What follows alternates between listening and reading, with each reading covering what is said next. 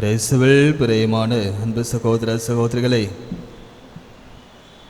இதோ நம் தவ காலத்தின் முதல் வெள்ளிக்கிழமையிலே நாம் இருக்கின்றோம். இந்த நற்செய்தியிலே நாம் வாசிப்பதை கேட்டோம்.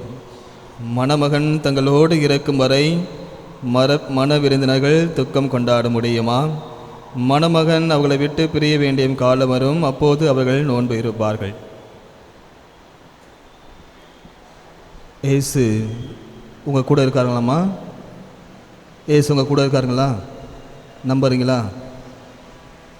ஏசு உங்கள் கூட இருக்காங்களா? எம்ஏ அருட்சகோதரர்கள், ஏசு உங்கள் கூட இருக்காங்களா? இருக்கிறாங்களா? Very good. இப்போ ஏசு தான் நம்ம கூட இருக்கிறாரு. அப்போ நம்ம எதுக்கு நோன்பு இருக்கணும்? நான் கேட்குற கேள்வி புரியுதா? ஏசு நம்ம கூட தான் இருக்கிறார். நீங்கள் தானே சொன்னீங்க, நற்செய்தியில் அதான் சொல்லுது. மணமகன் அவரோடு இருக்கின்ற பொழுது அவன் நோன்பு இருக்கணும் அவசியம் இல்லை அப்படின்னு சொன்னது யார்? இயேசு தான் சொல்கிறார். இப்போ இயேசு உங்களோடு இருக்கிறார் அப்படின்னு சொல்லிட்டீங்க. அப்போ நம்ம 40 நாள் நம்ம நோன்பு இருக்கணுமா? இருக்க வேணாமா?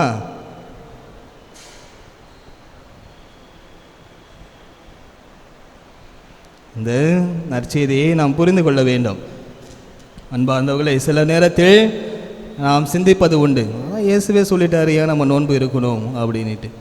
யூத சமுதாயத்தில் ஒரு திருமணம் நடைபெறுகிறது அப்படின்னா அந்த மணமகன் மணமகள் அன்னைக்கு ரொம்ப மகிழ்ச்சியாக இருப்பாங்க. ஏன்னா என்ன, அன்னைக்கு அவங்களுக்கு திருமணம் நடைபெற போகிறது, ஒரே மகிழ்ச்சி. அந்த சமயத்தில் அந்த மணமகனுடைய பெற்றோரும் இந்த மணமகளுடைய பெற்றோரும் அவருடைய நெருங்கிய நண்பர்கள், உற்றார் உறவினர்கள் அப்படின்னு இருக்கிறவர்கள் அந்த ஒரு திருமண வாழ்க்கை நல்ல முறையில் நடைபெற வேண்டும், அவர்கள் எதிர்காலத்தில் நன்றாக இருக்க வேண்டும் அப்படின்னு சொல்லிட்டு அவங்க நோன்பு இருப்பாங்க, ஃபாஸ்டிங் அவங்க இருப்பாங்க. அப்போது அவங்க கூட இருக்கிற அந்த மணமகனோடு கூட இருக்கின்ற அந்த ஃப்ரெண்ட்ஸ், நண்பர்கள்லாம் மணமகனுக்கு ஒரு ஒத்தாசையாக, இப்போ நம்ம சொல்கிறோம்ல, மணமகனுக்கு கூட யார் இருப்பா? ஒரு மனத்தோழன் இல்லை மனத்தோழி இருக்கிறாங்கல்ல, அவங்களாம் என்ன பண்ணுவாங்க? மணமகனோடு இருக்கிறதுனால அவங்க ஃபாஸ்டிங் இருக்க மாட்டாங்க, அவங்க நோன்பு இருக்க தேவையில்லைன்னா மணமகனோடு இருக்கின்ற பொழுது அவர்கள் மகிழ்ச்சியாக இருப்பார்கள். அதைத்தான் ஆண்டவர் இங்கே வெளிப்படுத்துகின்றார். மணமகன் நம்ம ஆண்டவர் இயேசு கிறிஸ்து, நாம் அனைவரும் அவரோடு இணைக்கப்பட போகின்ற மணமக்களாக நாம் இருக்கின்றோம். நான் உங்களை ஒரே ஒரு கேள்வி கேட்டேன், இயேசு உங்களோடு இருக்கிறாரா அப்படின்னு. எல்லாம் பயங்கரமாக சொன்னீங்க. ஆமாம், இயேசு எங்களோடு இருக்கிறார். நாம் இயேசுவோடு இருக்கின்றோமா? இந்த கேள்விக்கு தனிப்பட்ட முறையில் நீங்கள் தான் பதிலை கொடுக்க வேண்டும். நீங்கள் ஆண்டவர் இயேசு கிறிஸ்துவோடு இருக்கின்றீர்களா? இயேசு 24/7 நம்ம கூட தான் இருக்கிறார். நம்ம இயேசுவோடு இருக்கின்றோமா? நம்முடைய பாவங்கள் அவரை விட்டு விலகிதான் வருகின்றோம். நாம் செய்கின்ற பாவங்கள், நாம் பிறருக்கு எதிராக நினைக்கின்ற துரோகங்கள், ஒருவர் மற்றவர் மீது வைக்கின்ற அந்த வன்மம், இந்த தீய நாட்டங்கள், தீய செயல்கள் என்று நாம் நம்முடைய வாழ்க்கையில் நாம் செய்து கொண்டிருக்கின்ற பொழுது நாம் ஆண்டவர் இயேசுவை விட்டு பிரிந்து சென்றவர்களாக வருகின்றோம். எனவே இதுவே தகுந்த காலம். ஆண்டவருக்காக, நம்முடைய பாவங்களிலிருந்து நம்மை விடுவிப்பதற்காக ஆண்டவர் நமக்கு கொடுக்கப்பட்ட இந்த காலத்தில்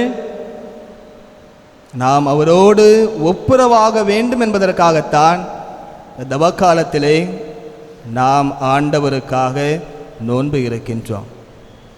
இயேசுவோடு சீடர்கள் இருந்தார்கள். எனவே இயேசு அவர்களை விட்டு சென்ற பிறபாடு அவர்கள் நோன்பு இருக்க ஆரம்பித்தார்கள். நாம் ஒவ்வொரு ஆண்டும் இந்த தவக்கால முயற்சிகளை ஆண்டவரை நினைவுபடுத்தி நாம் இந்த தவக்கால முயற்சிகளை நாம் செய்து கொண்டிருக்கின்றோம். ஆண்டவருடைய பாடுகள் நினைத்து நாம் ஒவ்வொரு நாளும் இந்த 40 நாட்கள் நாம் ஒரு சந்து இருக்கின்றோம். எனவேதான் ஆண்டவரை விட்டு நாம் பிரிந்து இருக்கின்ற நிலையின் காரணமாக நாம் மீண்டும் அவரோடு இணைய வேண்டும். மணமகனோடு மணமக்களாக இருக்கக்கூடிய நாம் இணைய வேண்டும் என்பதற்காக இந்த 40 நாள் ஆண்டவர் இயேசு நமக்கு இந்த வாய்ப்பை நமக்கு கொடுத்திருக்கின்றார். ஆண்டவர் இயேசு பாலைவனத்தில் 40 நாட்கள் தனிமையிலே இருந்து நோன்பு இருந்தார் என்று விவிலியம் கூறுகின்றது. இந்த 40 நாட்கள் அவர் என்ன செய்தார்? சுய ஆய்வு, தன்னை சுய ஆய்வு அவர் செய்கின்றார். உண்ணா நோன்பு இருந்து தன்னலம் துறந்து அவர் இந்த 40 நாட்கள் அவர் இருக்கின்றார். நம்முடைய வாழ்க்கையில் 40 நாட்கள் ஆண்டவருக்காக நோன்பு இருக்கின்ற இந்த நாட்களில் நாம் எப்படிப்பட்ட ஒரு மகனாக ஒரு மகளாக ஆண்டவர் இயேசு கிறிஸ்துவுக்காக நான் இருக்க போகின்றேன்? 40 நாள் நம்ம என்ன பண்ணுவோம்? ஃபஸ்ட்டு எடுத்தோன்னே என்ன சொல்லுவோம்? ஃபாதர், 40 நாள் நான் கறி சாப்பிட மாட்டேன், 40 நாள் நான் விரதம் இருக்கிறேன். ஒரு சில பேர் நான் வெள்ளிக்கிழமை மட்டும் விரதம் இருக்கிறேன். Very good. 40 நாள் விரதம் இருப்பது முக்கியம் அல்ல. ஒரு 4 வார்த்தை யாராட்டெல்லாம் பேசாமல் இருக்கிறோமோ அவங்கள்ட்ட மனம் விட்டு பேசுங்க. அதுதான் ஒரு சந்தி. நான் காலையில் சாப்பிட மாட்டேன், காலையில் நான் உணவு அருந்துவது கிடையாது, யாராவது எதனா சொன்னாங்க என்ன பண்ணுவோம்? மூஞ்ச காட்டுவோம். அதை காட்டாமல் இருங்க. அதுதான் ஒரு சந்தி. ஆலயத்துக்கு வருவோம் வெள்ளிக்கிழமை சிலுவை பாதைக்கு. இந்த சிலுவை பாதை ஒரு அரை மணி நேரம் தான் இருக்கும். சிலுவை பாதை முடிஞ்சோடனே நேராக போயிடுவோம். பாதி பேர் இருக்க மாட்டாங்க. இன்றைக்கே பார்த்தீங்கன்னா அவ்வளோ கூட்டம் இருந்தது, பாதி பேர் இல்லை. அவங்களுக்கு அந்த சிலுவை பாதை அவ்வளோதான். திருப்பலியில் அந்த ஒரு முழுமையை அவர்கள் காணுவது கிடையாது. வீட்டில் அவ்வளோ நேரம் இருப்போம், ஃபோன் கையில் தான் இருக்கும், அப்போல்லாம் யூஸ் பண்ண மாட்டோம். ஆனால் கோயிலுக்கு வந்த பிறகு தான் ஃபோனை மடியில் வச்சுன்னு யூஸ் பண்ணுவோம், கீழே வச்சுட்டு யூஸ் பண்ணுவோம். ஆனால் நம்ம கேட்டால் என்ன சொல்லுவோம்? 40 நாள் நான் ஒரு சந்தி இருக்கிறேன் ஃபாதர், இந்த 40 நாள் என்னை நீங்கள் எதுவுமே பண்ண முடியாது. இந்த சூரிய வம்சம் படத்தில் வர மாதிரி தான் சரத்குமார் பேர் சின்ராசு, முறை பொண்ணு வந்துட்டான், சின்ராசை கையிலே பிடிக்க முடியாது அப்படின்ற மாதிரி 40 நாள் தவக்காலம் ஆரம்பிச்சுட்டா என்னை கையிலே பிடிக்க முடியாது. 40 நாள் நான் சாப்பிட மாட்டேன், 40 நாள் நான் தீய பழக்கங்களை நான் செய்ய மாட்டேன்.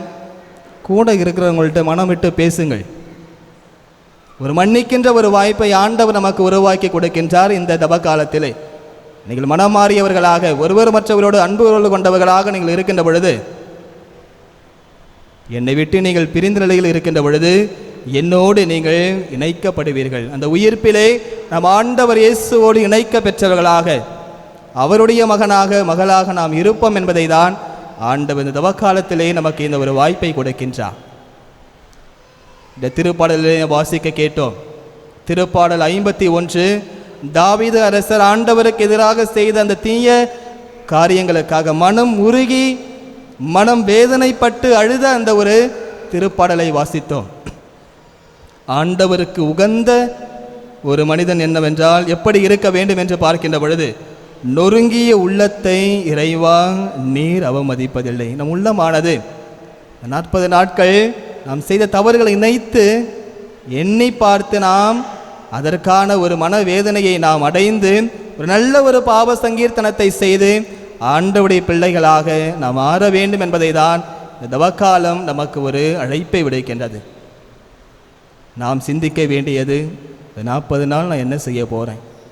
ஆண்டவருக்காக நான் என்னையே சுய ஆய்வு செய்து நான் இந்த 40 நாள் அவருடைய அந்த வார்த்தையின்படி நான் நடக்கப் போகின்றேனா? இதோ கடமைக்கு என்று நான் இந்த தவக்காலத்திலே நான் இருக்கப் போகின்றேனா? இல்லது ஆண்டவருடைய அந்த வார்த்தைக்கு ஏற்ப அவர் எனக்காக பாடுபட்டார், எனக்காக மரித்தார், எனக்காக வாழ்ந்தார், என்னை வழிநடத்தினார் என்று இன்று 13வது ஸ்தலத்திலே நான் வாசிக்க கேட்டோம். எல்லாம் நமக்காக செய்த ஆண்டவர், சிலுவையில் இருந்து இறக்கிய ஆண்டவர், அந்த அன்னையினுடைய மடியிலே கிடைத்தியவராக, எல்லாம் நமக்காக செய்தவருக்காக நாம் என்ன செய்ய போகின்றோம்? ஆண்டவர் என்று நம்மை பார்த்து இந்த கேள்வியை கேட்டால் நம்முடைய பதில் என்னவாக இருக்கும்? எனக்காக என்ன செய்ய போகின்றார்?